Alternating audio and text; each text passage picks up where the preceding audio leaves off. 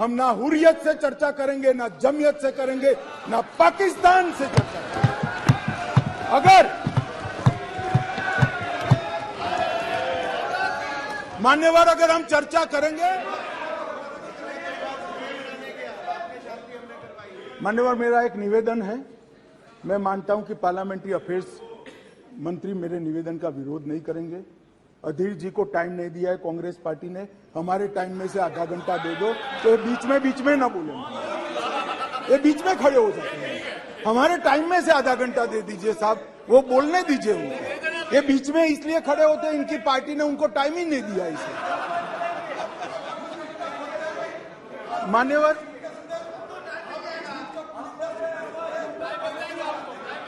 नहीं, कश्मीर तो सारी संसदीय समितियां गई है ना, कश्मीर देखा है ना सबने, माननीय गृह मंत्री जी। हाजिर बाबू 10 मिनट दे देंगे, हमारा 10 मिनट दे देंगे, बैठो अभी।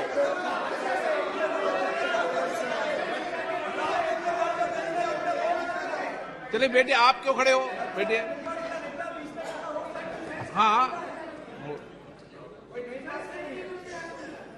मान्यवर, कश्मीर के अंदर परिवर्तन लाने वाला युगांतकारी निर्णय इस देश के सम्माननीय प्रधानमंत्री नरेंद्र मोदी ने किया।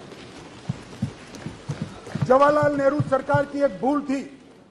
धारा 370 5 अगस्त 2019 और 6 अगस्त को इस महान सदन ने धारा 370 को समाप्त किया। इसके साथ ही कश्मीर के अंदर से 2 झंडे चले गए, 2 संविधान खत्म हो गए और संपूर्ण रूप से कश्मीर का भारत के साथ जुड़ाव करने का काम इस देश के प्रधानमंत्री नरेंद्र मोदी। मान्यवर, इन्होंने, मैं अभी भी एक इनके ही प्रेरित एनजीओ की एक मीटिंग अभी हुई, रिपोर्ट मैंने देखी।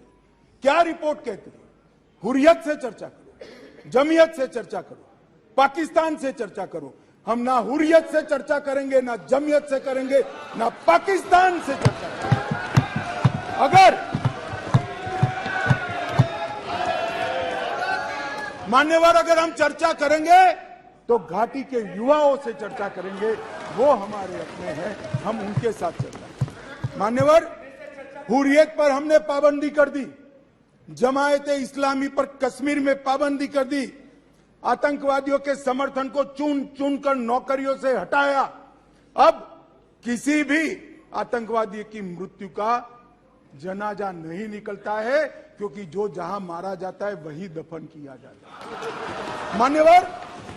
मान्यवर, लखनपुर टोल टैक्स जो हम जैसे कार्यकर्ताओं को, भारतीय जनता पार्टी के करोड़ों कार्यकर्ताओं को सूल की तरह हृदय में चुभता था, वहीं श्यामा प्रसाद मुखर्जी को जहां अरेस्ट किया था, वो लखनपुर टोल टैक्स को समाप्त कर दिया। मान्यवर, राज्य की अर्थव्यवस्था को एकीकृत किया, 2 दरबार की परंपरा समाप्त कर दी गई और 200 करोड़ रुपए को बचाने का काम इन नरेंद्र मोदी सरकार ने। मान्यवर, वहां दलितों को रिजर्वेशन नहीं था, आदिवासियों को नहीं था, पिछड़े को नहीं था। ये सारा रिजर्वेशन देने का काम नरेंद्र मोदी सरकार। मान्यवर, वहां पर महिला आयोग नहीं था, बाल आयोग नहीं था, वहां पर दलित आयोग भी नहीं था। ये सारे आयोग बनाने का काम भारतीय जनता पार्टी की नरेंद्र मोदी सरकार।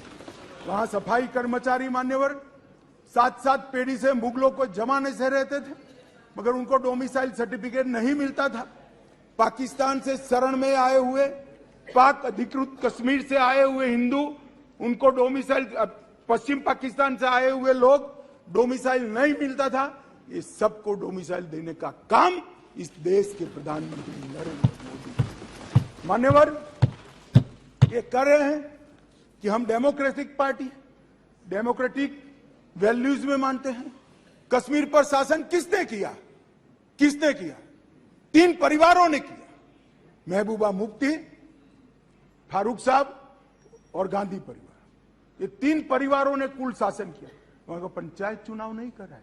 नरेंद्र मोदी जी ने नवंबर-दिसंबर 2018 में, राजनाथ सिंह गृह मंत्री थे, 9 चरणों में पंचायती चुनाव को समाप्त 4,483 सरपंच निर्वाचित हुए और 35,000 पंच चुने गए। आज 40,000 लोग डेमोक्रेसी की सांस भर रहे हैं, जमहूरियत का फायदा उठा रहे हैं। स्टोन पेंटिंग का मैं आप सबको कहता हूं, पथराव की घटना टीवी पर दिखाई पड़ती है भैया? कहीं नहीं दिखाई पड़ती, क्योंकि पथराव बंद हो चुका है। माननीय अध्यक्ष जी, जम्मू कश्मीर पुलिस, प्लीज, मान्यवर, जम्मू कश्मीर पुलिस 90 के दशक के पहली बार आज एक्टिव होकर आतंकवाद का सामना कर रही है। जम्मू में नई हाई सिक्योरिटी जेल बनाई, मंदिरों को प्रोटेक्शन दिया है, हिंदू संपत्ति वापस देने का कानून लाए हैं, टूरिज्म का विकास हुआ है। और सुन लीजिए, अधीर रंजन जी अविश्वास लेकर आ गए हैं। 2022 में 1,80,00,000 टूरिस्ट जम्मू कश्मीर गए हैं एक साल। 1,80,00,000। मान्यवर, अरे बैठ जाओ यार, बैठ जाओ।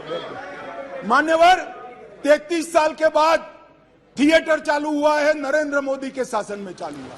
33 साल के बाद नाइट शो चालू हुआ है, नरेंद्र मोदी के शासन में चालू हुआ।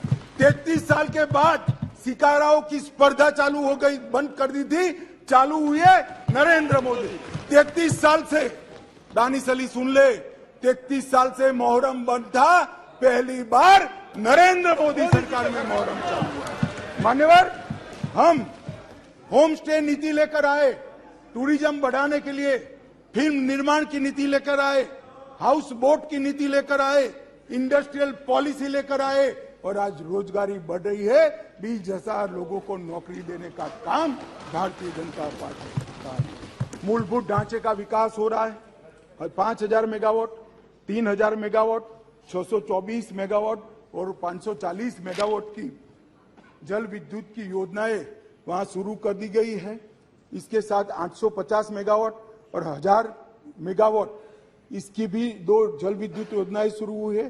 सिंचाई योजना, शाहपुर कंडी बांध योजना, जो 50 साल पहले शुरू हुई थी, मोदी जी के शासन में चालू हुई थी, मोदी जी के शासन में पूरी होगी।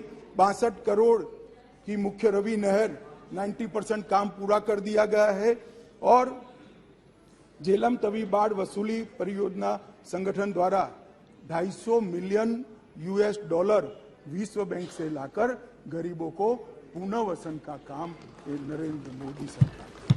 श्रीनगर बारामूला रेल लिंक प्रगति पर है, उधमपुर बारामूला रेल लिंक प्रगति पर है। और सुरक्षा का मैं आंकड़ा बताना चाहता हूं। मान्यवर, मैं इसलिए तुलनात्मक रखता हूं कि अविश्वास का जो प्रस्ताव है, इससे देश की जनता में भ्रांति न खड़ी हो। मान्यवर, ये बहुत जरूरी है। मान्यवर, इसलिए मैं 9 साल के 2 टुकड़े लेकर आया हूं। कौन से 9 साल के टुकड़े हैं? एक परिवारवाद, तुष्टीकरण और भ्रष्टाचार के आधार पर चुनी गई यूपीए की सरकार के 9 साल है, और एक देशभक्ति और समर्पण के आधार पर चुनी गई नरेंद्र मोदी सरकार। 9 साल की दोनों के तुलनात्मक में आतंकवाद की कुल घटनाओं में मान्यवर 68% की कटौती हो चुकी है। मान्यवर, कुल मौतें सिक्योरिटी और नागरिक की दोनों मिलाकर 72% की कमी हुई है। और नागरिकों की मौतों, सिर्फ नागरिकों की मौतों में 82% की कमी हुई है। मान्यवर, सिक्योरिटी फोर्स की मौतों में 56% कमी हुई है। और स्टोन पेल्टिंग करने की किसी की हिम्मत नहीं है, हिम्मत। मान्यवर, इसी सदन में कहते थे, जम्मू कश्मीर में धारा 370 हटाई तो खून की नदियां बह जाएगी, कंकड़ चलाने की हिम्मत नहीं है किसी की कंकड़ चलाने। ये नरेंद्र मोदी सरकार। और इसलिए मैं कहता हूं, आपको भले अविश्वास हो, जनता को तो